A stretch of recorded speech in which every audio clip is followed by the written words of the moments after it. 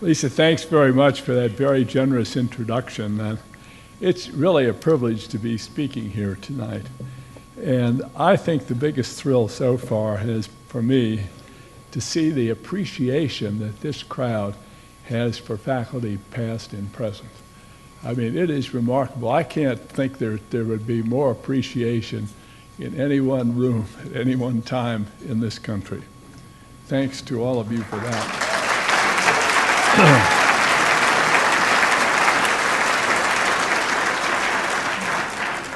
And I like the dedication of this 150-year event to those who are doing the school's most important work, teaching, inspiring, and guiding young people. I thank Spencer and Lisa for inviting me. I couldn't have said no to highly respected and gifted leaders of our school. And besides, I owe a lot to MICDS and its predecessor institutions, and I say institutions.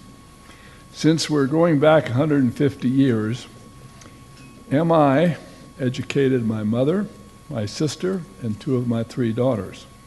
My father went to Smith Academy, and I count that as a predecessor of Country Day. And Country Day gave a great education to me, my 2 brothers, and my son David. And grandson Andrew graduated from MICDS, and now grandson Robert and granddaughter Hope are there. We owe a lot to MICDS, its leaders, and especially to its teachers. This amazing turnout is evidence of how much we, the alums and parents, value you. The K-2 through 12 years are very important, for it's a time when young minds are open to new insights, the world seems new, lessons learned stick for a lifetime. Never are teachers more important. Colleges build on those years, as does industry and science, and so even does our great democracy. I used to encourage Washington U students to consider K through 12 teaching as a career, rather than something they favor often, doing public policy. I'd say something like, so all you want to do is tell other people what to do. Why not do something important yourself? Why not become a really great teacher? Affect public policy by example, by showing the world how to make a great school. And that's what I wish public policy in the United States could help other schools to be like this one. My arguments did not always carry the day, but I wanted them to see that education is about changing lives, and that policies do not change lives, teachers do. The best educational policies are no substitute for teachers who care about their subjects and about their students. Such teachers can pick and choose what works best for them and for their students. For teaching, like parenting, depends on the effect of one human being on another. Like parenting, it is more art than science, and I suspect will remain so forever. No formula can predict the effects of Mr. or Ms. Smith on your child or my grandchild. So when we think about education, it's best to think about individual teachers affecting the lives of real students. And that's pretty much as Lisa has been saying. One of my teachers, Mr. Eugene Hecker, told us use specific references. So for the rest of my tonight, I will be rather specific. That means I'll have to talk about particular teachers, particular students. I'll leave out most of 150 years. Kedji wanted me to do that. Omitting many great teachers and many important times, to talk about those whose names I know because they touched me, my classmates, my children, or my grandchildren. So consider each name as an example of what this school and its teachers can mean. Then think of your own examples. For Mary Institute, Harvey Sperling was magic with my eldest daughter, giving her confidence and opening current affairs to her. And incidentally, I saw him last month. Leslie McIntyre, daughter Beth's advisor, made her feel valued, encouraged her when she needed encouragement. Beth's comment on Carol Diggs, I loved her. She was inspiring. I wanted to do well for her. Beth remembers Mrs. Stryker differently.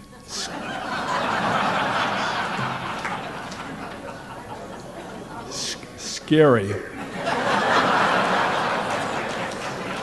But a great teacher. She could make me do things I didn't want to do. From CDS in the early 70s, Roger Nye was especially important to my son David. Quote, the best teacher I ever had. Ed Mitchell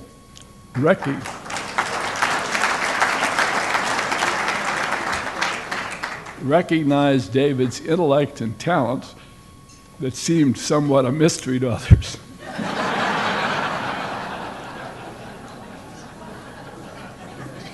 More recently from MICDS, Ms. Kathy Kerrigan was wonderful to my dyslexic grandson,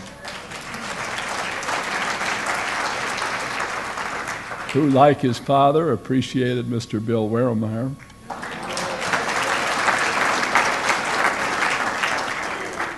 My last two grandchildren, who are now at MICDS, speak gratefully of Meade Pelosi, who understands and connects with them. Robert has been positively stimulated by the spirit and encouragement of Mr. Shockley.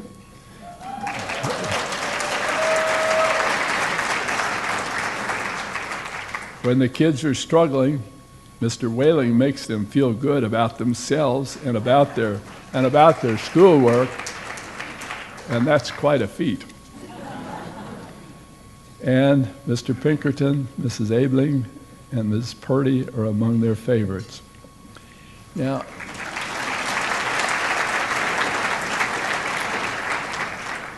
I worried in reciting all these names because I thought maybe it would seem mundane, just some old guy talking about his progeny. But to me, that's what a great school is all about. Children responding to teachers who do what is necessary, dramatic or mundane, to lead their students to learn and to grow.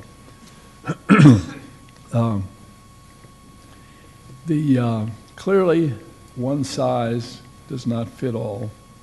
The young are excited by different kinds of personalities and different teaching styles. Thank goodness all teachers are not the same, are not cut out of the same cloth. Now, excuse me a minute.